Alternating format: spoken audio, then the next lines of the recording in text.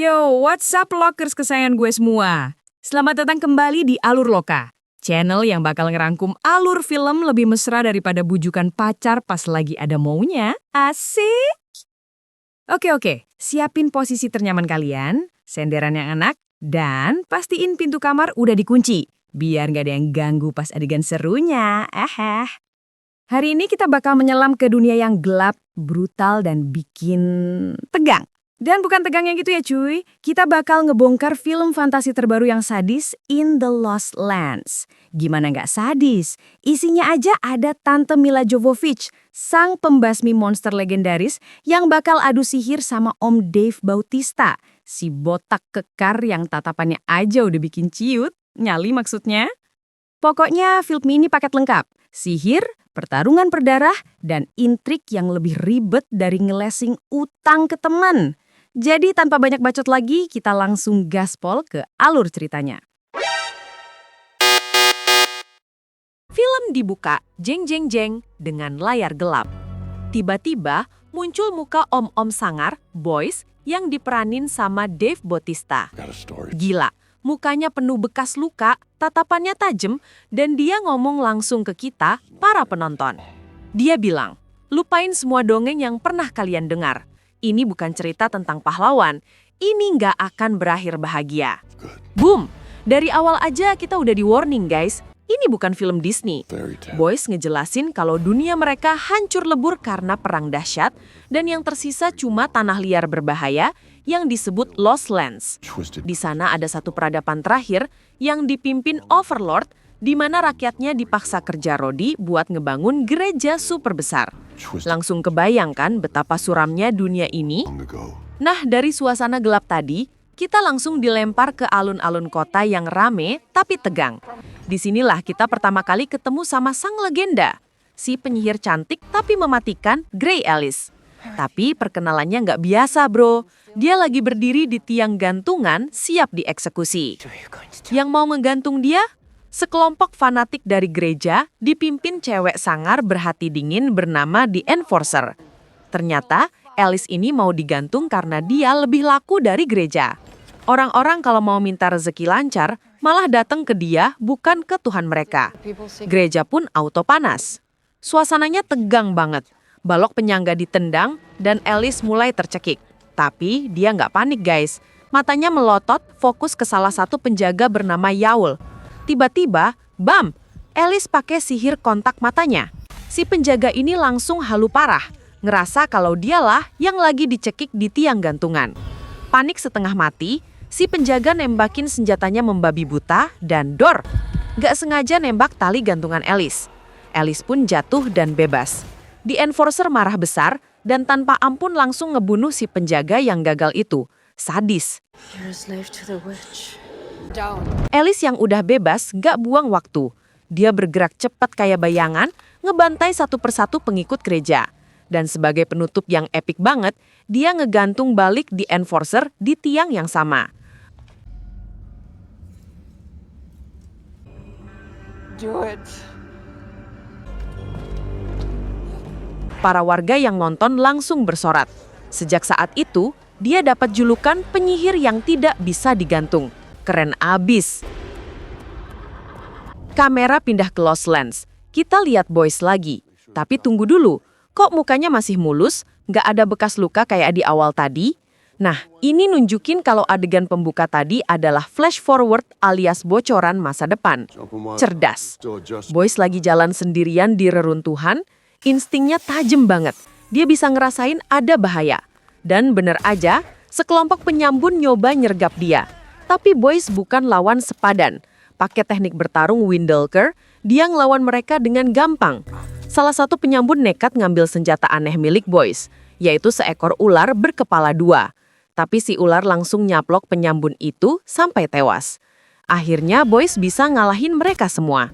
Adegan ini nunjukin kalau Boyce adalah seorang penyintas sejati, petarung ulung yang udah hatam sama kerasnya hidup di Lost Lands. Balik lagi ke Alice. Dia nyari perlindungan di sebuah menara tua yang dijaga seorang wanita buta. Di sini ada momen menarik guys. Si wanita buta ini bilang dia ngenalin Alice bukan dari suara, tapi dari kebaikannya. Terus dia nambahin, suaramu nggak pernah berubah sejak aku masih kecil. Hold on, ini petunjuk penting. Artinya Alice ini nggak menua. Dia punya semacam keabadian. Misterius banget kan? Di tempat persembunyian inilah plot utamanya dimulai. Datang tamu penting, Ratu Melange, istri Overlord yang lagi kena stroke dan cuma bisa tiduran di kasur.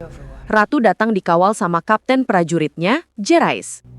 Misi pertama, sang ratu punya permintaan yang aneh sekaligus berbahaya. Dia mau Alice pergi ke Lost Lands buat bunuh manusia serigala pas malam bulan purnama 6 hari lagi. Tujuannya apa? Biar kekuatan monster itu bisa pindah ke ratu. Sebagai imbalan, ratu nawarin perhiasan mewah. Alice yang terikat sumpahnya buat gak pernah nolak permintaan, akhirnya setuju. Misi kedua. Eits, tapi tunggu dulu. Pas ratu udah pergi, Jerais diam-diam balik lagi nemuin Alice. Dia ngasuh Alice sebuah jam tangan antik yang sangat langka. Tapi permintaannya bikin kanjet. Jerais justru minta Alice untuk menggagalkan misi dari ratu. Dia bilang, itu semua demi kebaikan sang ratu sendiri. Wah, wah, wah. Intrik politiknya mulai kelihatan, guys. Kenapa kepala pengawal malah mau misi ratunya gagal? Apa rencana dia sebenarnya? Alice sekarang punya 2 misi yang 180 derajat bertentangan. Di sisi lain, kita dikasih lihat kehidupan Ratu Melange yang ternyata frustrasi ngurusin suaminya yang sakit-sakitan. Dan, plot twist alert, terungkap kalau Boyce, si pengembara tangguh tadi ternyata adalah kekasih rahasia Ratu Melange. Gila, mereka sering ketemuan diam-diam di kastil. Nah, Alice sekarang butuh pemandu yang bisa membawa dia melewati Lost Lands. Dan siapa lagi orang yang paling jago kalau bukan Boyce? Alice nemuin Boyce di sebuah bar kumuh. Boyce awalnya cuek, cuma mau judi. Gak kehabisan akal, Alice ikut main kartu dan pakai teknik jitunya, dia berhasil ngalahin Boyce dengan mudah.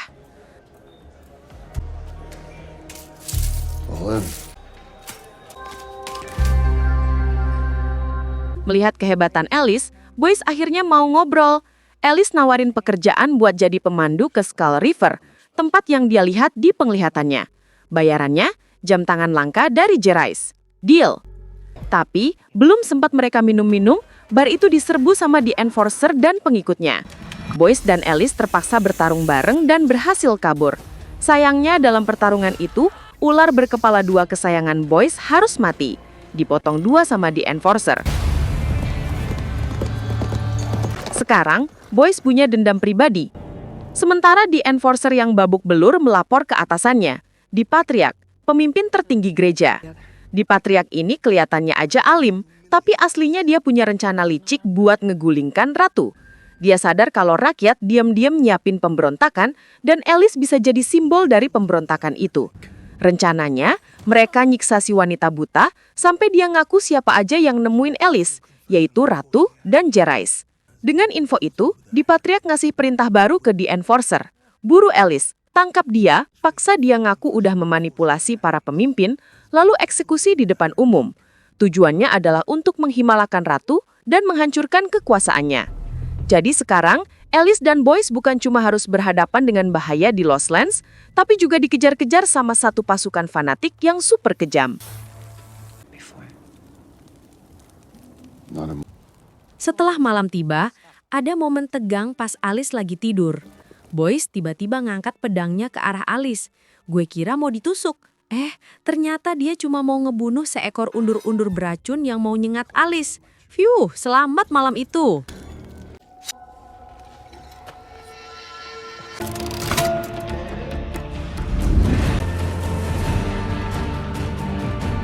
Setelah beberapa waktu melakukan perjalanan, mereka tiba di sebuah pos terpencil. Ternyata, ini adalah tempat tinggal teman lama Boyce, sepasang kakak beradik bernama Ross dan Mara. Adegan ini penting banget guys, kita jadi lihat sisi lain dari Boyce. Dia bukan cuma petarung dingin, dia juga punya teman dan bisa peduli. Boyce menghabiskan waktu bersama Mara, menunjukkan ada hubungan khusus di antara mereka. Adegan ini ngasih kita sedikit kehangatan sebelum badai datang.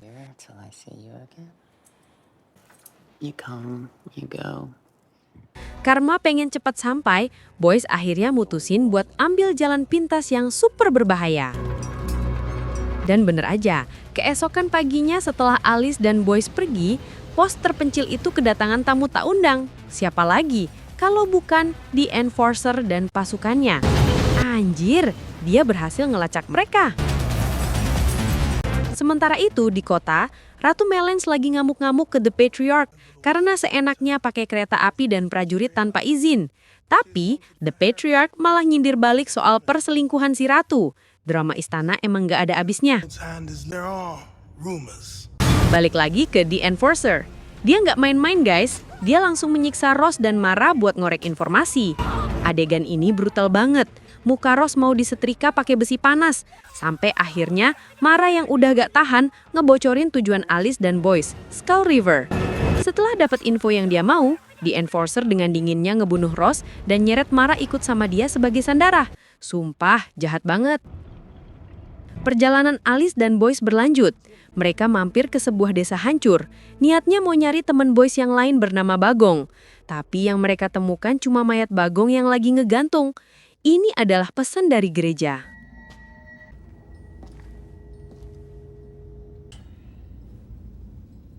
Gak lama kemudian, penyergapan yang ditunggu-tunggu pun terjadi.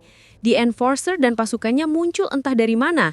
Ada yang unik di sini, para pengikut gereja ini nutupin mata mereka pakai kain. Kenapa? Biar mereka gak kena sihir kontak mata Alice.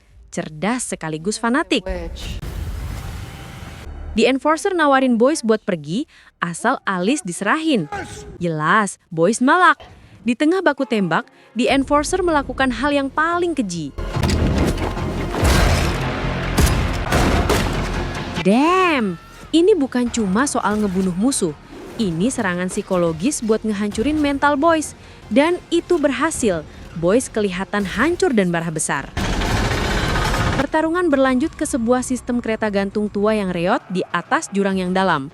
Ini dia adegan aksi khas Mila Jovovich. Alice dan Boyce berhasil kabur pakai salah satu kereta gantung. Baku tembak terjadi di ketinggian, banyak anak buah The Enforcer yang jatuh ke jurang.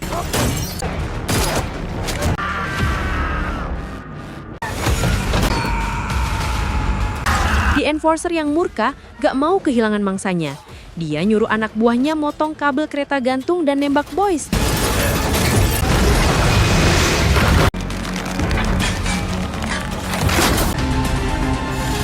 Bahu Boyce kena tembak. Tapi Alice gak tinggal diam. Dia pakai sihirnya lewat lensa senapan The Enforcer.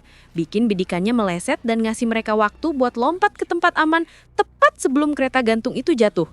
Gila, keren banget adegan ini. Hell is where they're headed. Setelah lolos dari The Enforcer, tantangan belum selesai.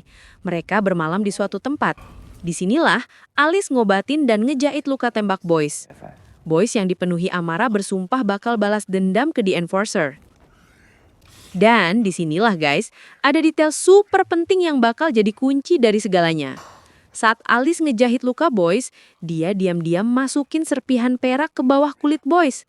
Gila, ini pengkhianatan tersembunyi. Sementara itu di kota, Ratu Melance dapat kabar kalau dia hamil anak Boyce. Gak pakai lama, dia langsung ngebunuh The Overlord dengan cara ngebekapnya pakai bantal dan ngumumin kalau pewaris tahta lagi ada di kandungannya.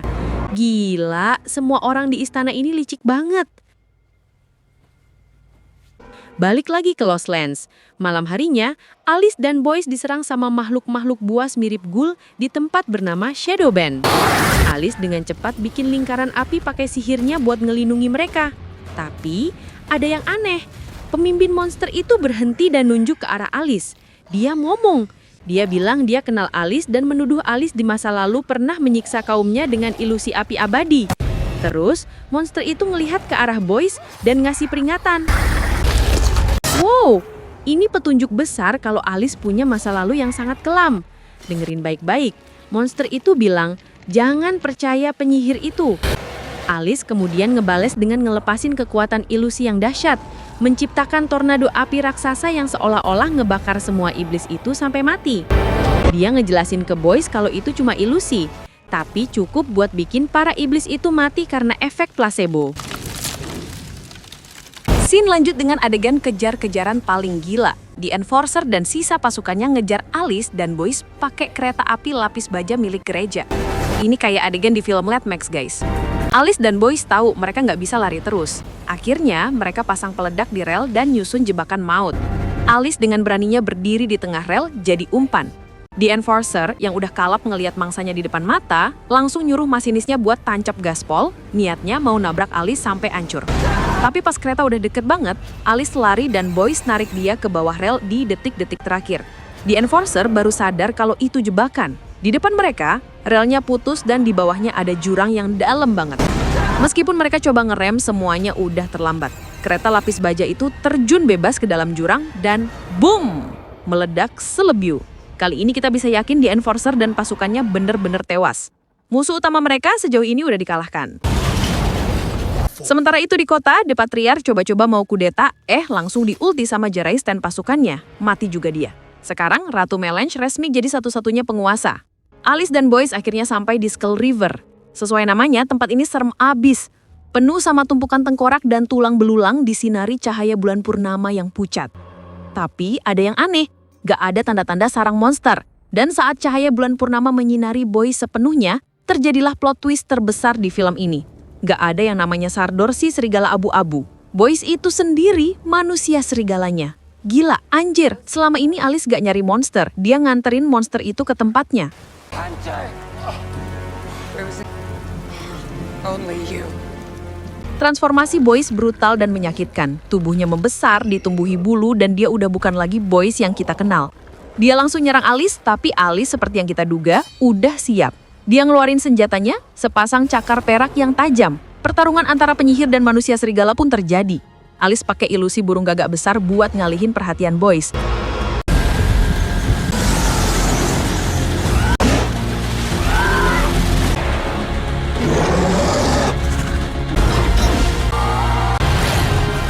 Dan di saat yang tepat, jelep, dia nusuk Boyce pakai cakar peraknya. Setelah pertarungan sengit, Boyce yang terluka parah perlahan kembali ke wujud manusianya dan dirantai. Dia terbaring tak berdaya. Disinilah Alice ngejatohin bom kedua. Dia ngaku kalau dia udah tahu sejak awal kalau Boyce adalah manusia serigala. Dan yang lebih parahnya lagi, inget kan? Pas Boyce ketembak dan Alice ngobatin lukanya di babak 2. Ternyata saat itu, Alice diam-diam masukin serpihan perak ke dalam aliran darah Boyce. Tujuannya? Buat melemahin dia dari dalam pas pertarungan ini terjadi. Damn, ini pengkhianatan level dewa, guys. Ingat kan peringatan si monster ghoul di hutan? Jangan percaya penyihir itu. Terbukti benar. Alice benar-benar dingin dan penuh perhitungan. Boyce yang udah pasrah sadar kalau Alice dikutuk nggak bisa nolak permintaan. Jadi dia ngajuin permintaan terakhirnya, agar mereka terus bersama. Alice pun setuju. Tapi meskipun begitu, Alice bilang misinya harus tetap selesai. Saat bulan purnama bersinar lagi, Boyce mulai berubah. Tanpa ragu, Alice menghabisi dia. Dia membunuh Boyce. Dan seolah itu belum cukup brutal, Alice kemudian menguliti tubuh serigala Boyce. Dingin banget, misi selesai. Gila kan? Tapi tunggu, ini belum selesai. Kita masuk ke epilog di mana semua konsekuensi dari tindakan ini meledak.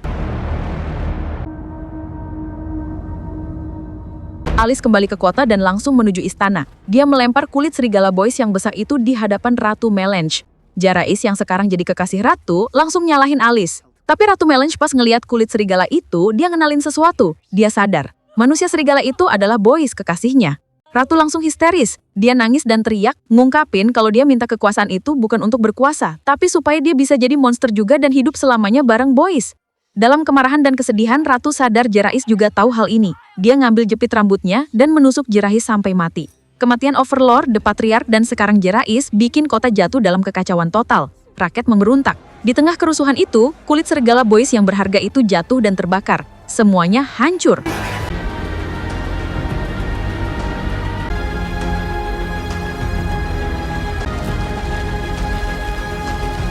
Tapi kemudian, kamera pindah balik ke Skull River, ke kuburan batu Boyce. Tiba-tiba, tanahnya bergetar. Abu dari kulit yang terbakar tadi terbang ke makamnya. Tangan Boyce menembus keluar dari tanah dan, boom, dia bangkit dari kematian, sepenuhnya sembuh dan tanpa luka. Apa-apaan ini?